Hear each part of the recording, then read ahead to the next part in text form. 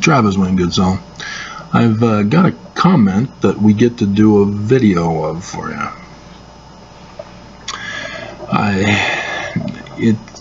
She goes by Denise, and she has pretty much nothing going on with her channel. She's just making a comment, and it was 11 hours ago, according to YouTube, and she's replying to my video I did on Mormon scripture written in the learning of the Jews. So section 45, Joseph Smith History, Book of Mormon, and that says it is right at the beginning of the book. And so I was trying to help you guys understand the learning of the Jews in the Bible, because all of those stories likewise were written in the learning of the Jews. Joseph followed that pattern. The Book of Mormon, not written by Joseph, but still followed in that pattern. And you need to know my background, my qualifications, my authority. And she doesn't know this and is responding out of ignorance, thinking she knows better than me. And so I'm going to read it to you and make comments as we go along. She has a question mark at the beginning. I'm sorry, sir, but I must say, your understanding of church history, without clarifying which church history, Mormon scripture, Mormon church history, I would think. Learning of the Jews, maybe. Jewish church history? But she goes on in her comment to talk about Constantine. So is it Christian church history? And so she says, and your understanding of Yeshua. She didn't capitalize him. That's just a phone typing error. But she uses a specific spelling for Yeshua, because it can also be Yahashua, and people make their stand on which is the correct spelling from the Hebrew. And I'm not for any of that. There are no vowels in Paleo-Hebrew. And it's more picture ideographic in meaning, as I've gone over, as I'm on Academia with my latest full Paleo-Hebrew that I finished. Not just the script that I had finished way back in 2017, so I can focus on the latter days and all the signs for the latter days. But she says, my understanding of Yeshua is astoundingly incorrect. Really? Ooh, I wonder what her authority is to make such a claim. Here it is. Oh, not yet. We got a few more insults to weed through. And I'm having a hard time taking you seriously. But I'm guessing you're being legitimate with your words. You're guessing? Okay, here's her authority. I am not a Mormon, but have done around 5 years of constant studying. Ooh, wow. I better step down on this one. Her authority on Mormonism is far more superior than me, I guess. And with you. Oh, she's trying to relate after insulting me. You kind of missed the psychological manipulation trick. You're supposed to do the good cop first, then you bring in the bad cop, and then you bring back the good cop, and you screwed it all up. And such. And here's her astounding part.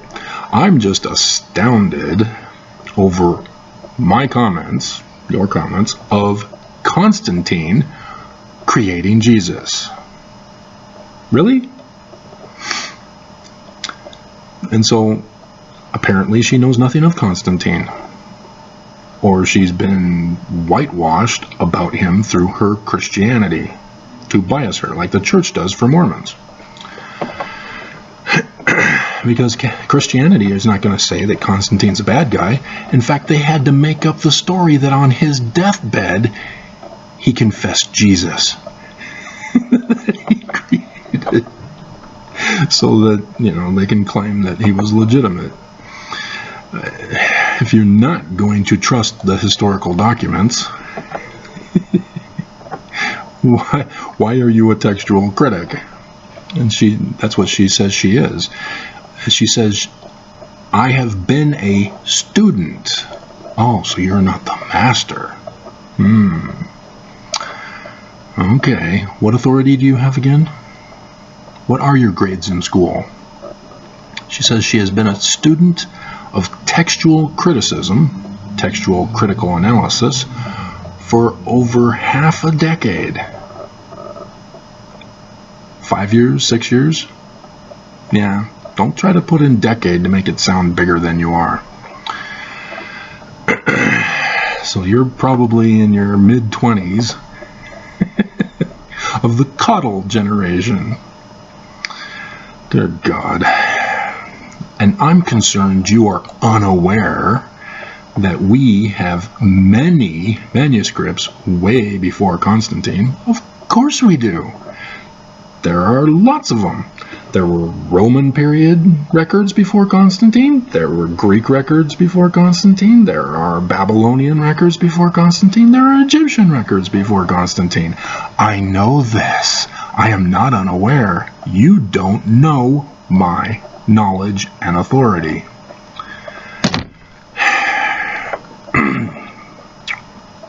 Depicting what you are claiming Constantine had created. I'm well aware there were characters named Jesus prior to Constantine. I'm aware of that. That's not what I'm saying. He didn't create the name Jesus. He created Jesus as the one and only Christ, dismissing all other Christs in all of the other literature. All of the Roman, Greek, Babylonian, Egyptian, Persian documents are now evil. They're blasphemy, heresy, and pagan, because Constantine did what he did to Jesus. And that's why Christians are racist and bigoted when they go around telling people your religion is wrong because Jesus is the Lord. It shows it shows an unawareness on Christians' part. Has been in our historical record long before Constantine. And so, yeah, there's even a book of Jesus. Jesus is a military leader who goes into Israel and slaughters people. It's a genocidal warfare. Haven't you read it? It's in the Bible somewhere. Give you a hint. The book of Joshua. The Hebrew name for Jesus. And so it's almost as if you believe the Da Vinci Code was historically factual account of the past. I've done the video on that. No, he gets it wrong. He uses his Christian Catholic bias to have Jesus be legitimate, but yet at the same time be mortal to give birth to, was it Sophia? That was the name of the woman with Tom Hanks. It was Sophie, but there was a daughter in lore who went with Mary, the mother, into Europe, and there the kings and queens of Europe claimed their authority as through Jesus, and thus to be king and queen of Europe, to justify their reign. And thus the bloodline tradition continued that way. And so the royal families were the bloodline of Jesus, as they all claimed. But none of that is true. They had to create it to keep their authority. And so apparently she's unaware of this.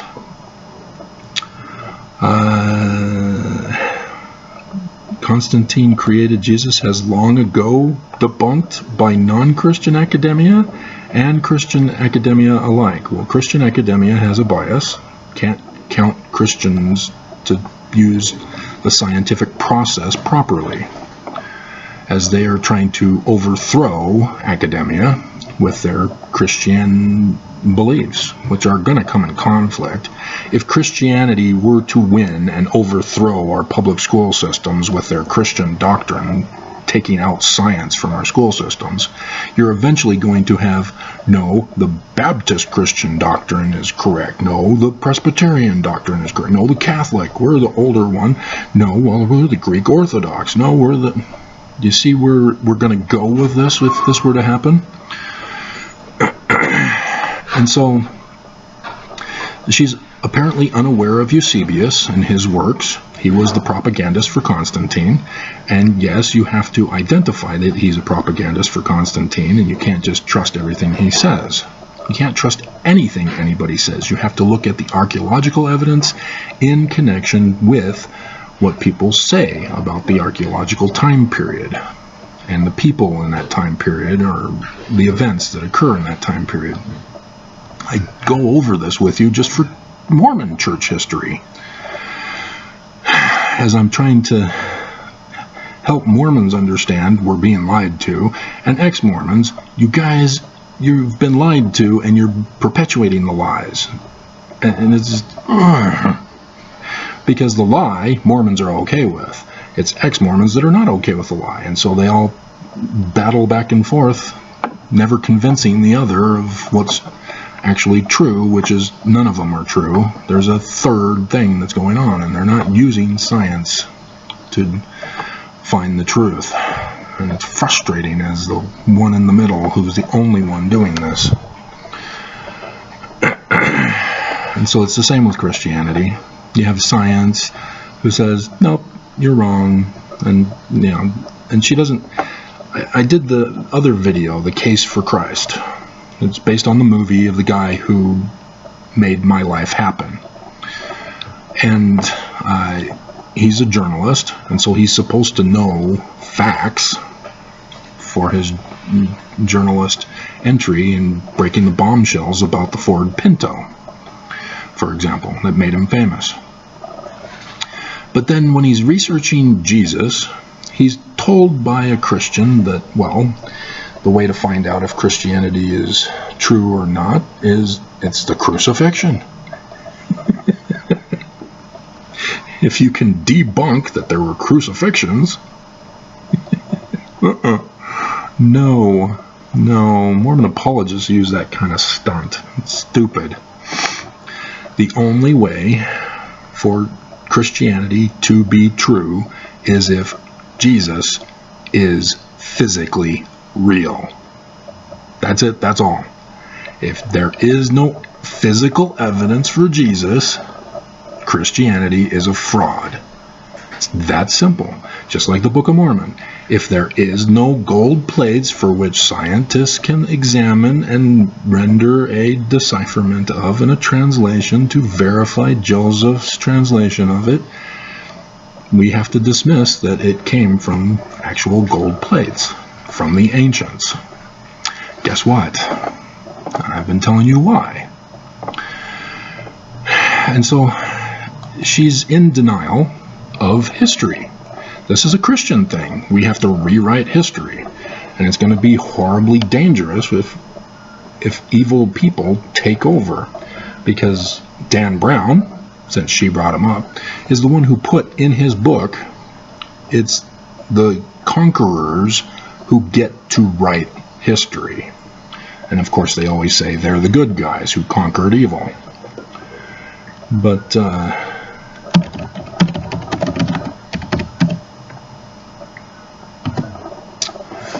she's in denial of the First Council of Nicaea, 325 CE.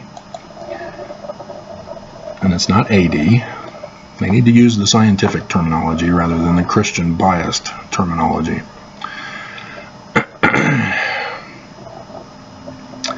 And is this the one where it shows both the Greek and the English translation that is incorrectly translated from the Greek? No, this is the other one. Okay, this is the English. So let's see if I can find, I think I can put it in first. Creed of Christianity. Jesus is Lord. That's the first creed of Christianity. Jesus is the Christ. And Joseph Smith in the Book of Mormon, she says she studied Mormonism for 5 years. She doesn't know this? Joseph Smith says that the first creed and all other creeds subsequent to it, because all of the other creeds are based upon the first one, that Jesus is the Christ. They created Jesus. So now Jesus is designated as the name for the Christ. The scriptures talking about Jesus are now literal history rather than messianic literature like all of them were. And that all of the people, places, and events were literal history. That's what the first creed is. That's what it says. Does she not comprehend English? Did she not study English for 5 years? I mean, this is a no-brainer, guys. This is not complicated. You can't be in denial of this. And so this is an established fact that even Christians acknowledge happened, and they claim it, although they throw in extra things to legitimize it. You know, even Constantine pulled the con. Oh, I saw a sign in the heavens, guys. I'm your leader now. I saw the Cairo. So this isn't it. So is it under Nicene Creed?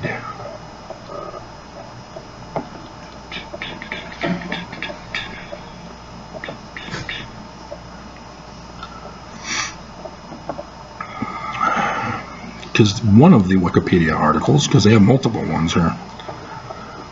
First Council of Nicaea, Nicene Creed. Don't think I did that one.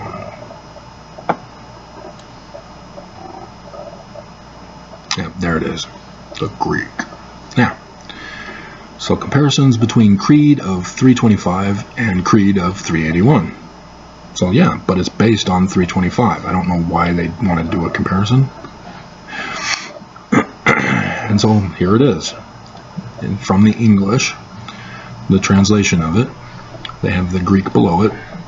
And so I'm able to go over consubstantial with you, correct that, because it's an incorrect translation. It says, we believe in one God, the Almighty Father. There have been lots of gods. And they've just canceled all of them. Constantine's the first cancel culture guy. He created cancel culture. Maker of all things visible and invisible. And in one Lord, Jesus Christ, the Son of God, begotten of the Father, the only begotten. That is, of the essence of the Father, God of God, light of light, very God of very God, begotten, not made, consubstantial with the Father. And so if you're aware of English, you know that begotten, not made, means the birth process, right? You know this, right? You got sex ed? I didn't, but maybe you did. See, for my 3 kids, we picked them out of the hospital up in Canada. They give them away for free. They're so cute. You just get to pick the ones you want, and then they pay you for them. You know, those socialized healthcare.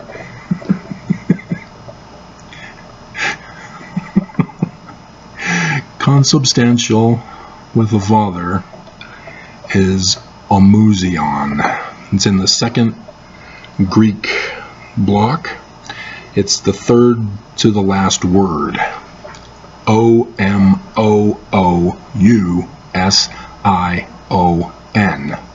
translated into our script. He made that word up. That is not a Greek word. It does not exist in the Greek language until he created it. Thus, he created Jesus. And so, to say it's consubstantial? No. He made it up. It doesn't have meaning. It's not real by definition. It's a made-up word. Is that too complicated? Can't you grasp that concept? You grasp Trinity is not real. But that's the whole point. Is that it's not physical substance. In other words, it's not real. Reality has physical substance. Anything that is not physically substance is not real. You say, well, my feelings and emotions are real and you need to validate them. No! They are an emotional response to physical experiences. Go to the source, and it's physical. Your feelings didn't just come out of nothing. They weren't creatio ex nihilo. Created out of nothing. And so, this is what Constantine did. And everything since then has gone to support and sustain this. Just like Brigham Young. Joseph Smith was a polygamist, and everybody supports Brigham Young and says, yeah, Joseph said an angel came to him. Oh, yes, this child is Joseph's. Sorry, honey. They all lied to perpetuate the lie. We've seen that recently, in these last number of years, of people doing that kind of stunt. And if they were to win and take over our government, yeah, we're going to have a whole new reality, aren't we? Where truth isn't true, reality isn't real, news is all fake. Only trust what he tells you, like in 1984. And so, I'm sorry, but she's unaware. She continues. The stake would usually be a tree. Yeah, well, she knows it's a stake, not a cross. Good for you. Converted into a pole with a notch into it. Yeah, I've got the picture. Do you want to see the picture? I thought about putting the picture in the video. I didn't. But dear God, it's not the cross. That's the whole point. The Greek word in the text is cross, not pole. And so, it is inaccurate as literal history. It did not happen as a pole or as a cross. She's not listening, along with anyone who would be condemned to crucifixion. Would carry the cross beam on their back. You just said pole, and now you're talking cross. To the place of the stake in the ground. No. See, now she's listening to people who are making things up. Just like in the movie, the guy was lied to about the crucifixion stuff. You have a medical doctor saying, well, yes, because the text said that he was stabbed in his side and water came out with the blood, therefore he was already dead. Okay, but that doesn't prove that the resurrection happened. It's just unbelievable. And so here she is. She's revealing, she already revealed she's not a Mormon. And so she's okay with the stuff I say about Mormonism, apparently. She's just wanting me to back off on Christianity. But the whole point of Mormonism is how Christianity is wrong. And so I am with you that there is no way the Book of Mormon is a factual book. It is not true. As literal history, factual is a different meaning. There's a difference between factual and literal.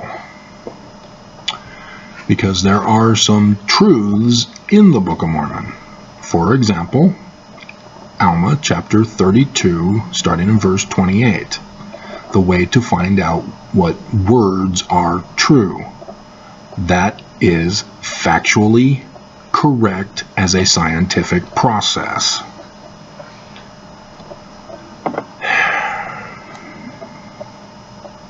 But it doesn't mean that the Book of Mormon itself is literal history. And it was written by a man, multiple men. See, she doesn't know. She's unaware.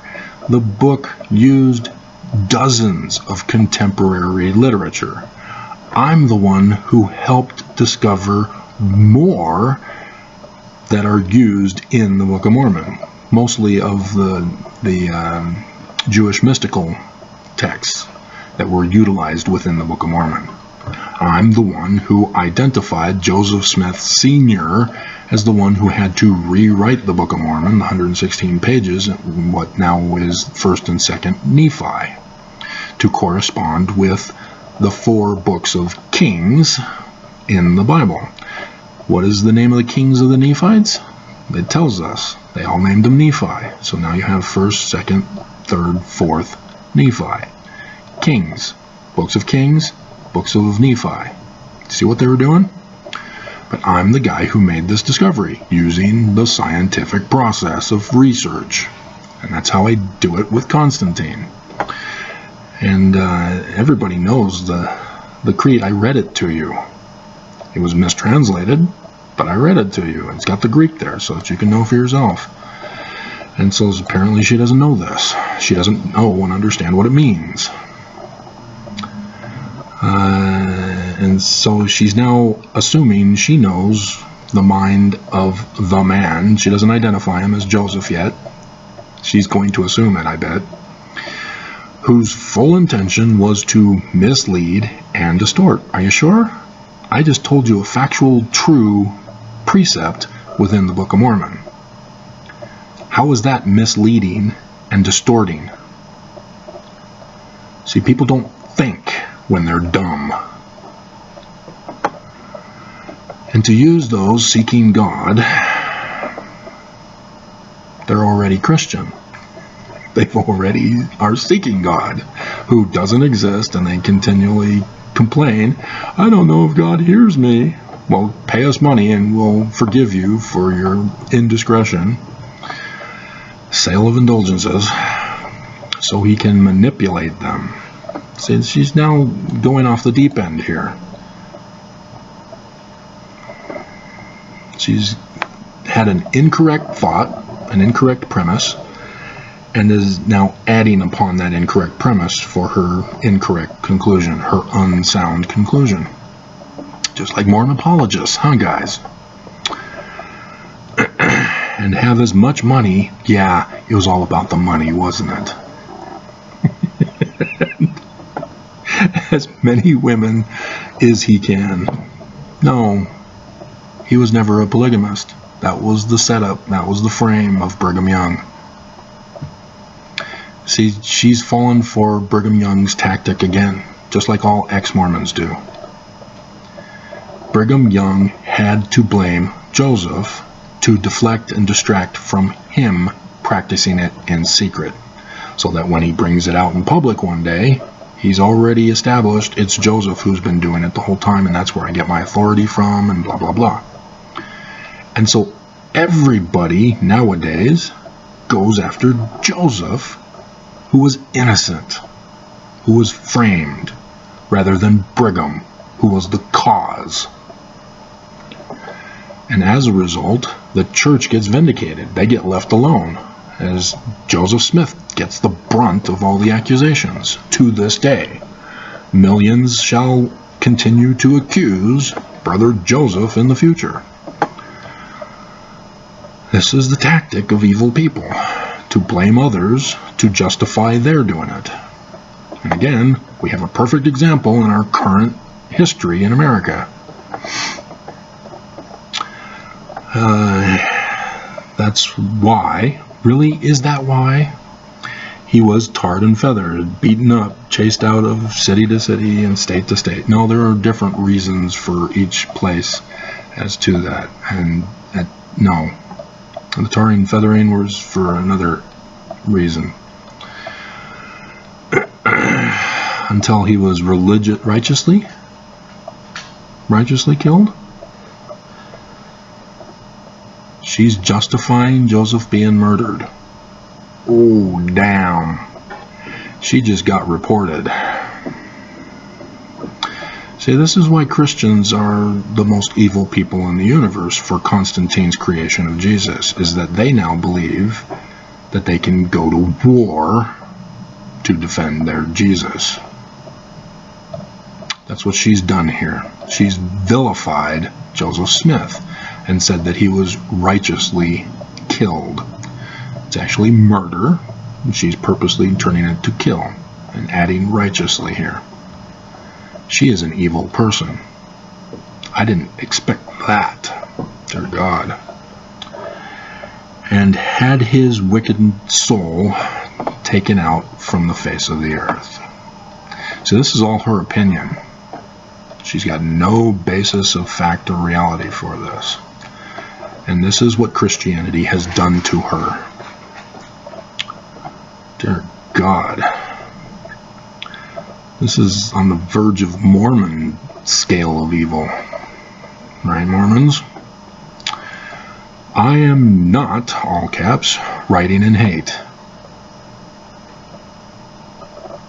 If you have to explain that you're not hating, thou dost protesteth too much. Or anything of the kind. I hope and pray. Yeah, that Jesus trick. Con. You will conduct the research yourself. She doesn't know me. And see that even as much as the idea of itself that Constantine had created Jesus, and to believe such anti-historical jargon, Christians are very evil. And I understand why the Illuminati want to destroy them in these latter days, but you don't go about it by murder. But dear God, this woman is evil. And it takes a greater leap, and it would take one to be literally blind to historical evidence, historical fact, to believe Constantine created Jesus. Or not believe, you mean. Here's the beam in the moat. Perfect example. I hope you have a great day. Yeah, bleep you. And find peace on earth. You just... Oh, dear God. This is a demented woman. This is a demented woman. So I did the video of her, so yeah, you're getting reported. That is unacceptable.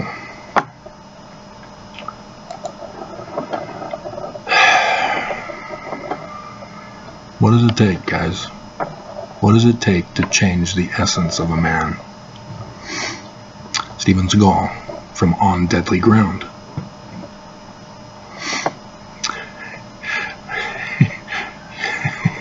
You're the man's man, and I'm the cupcake.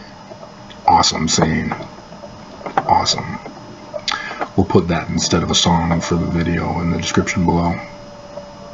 It's going to take a while, so I'm going to have to write it down and remember.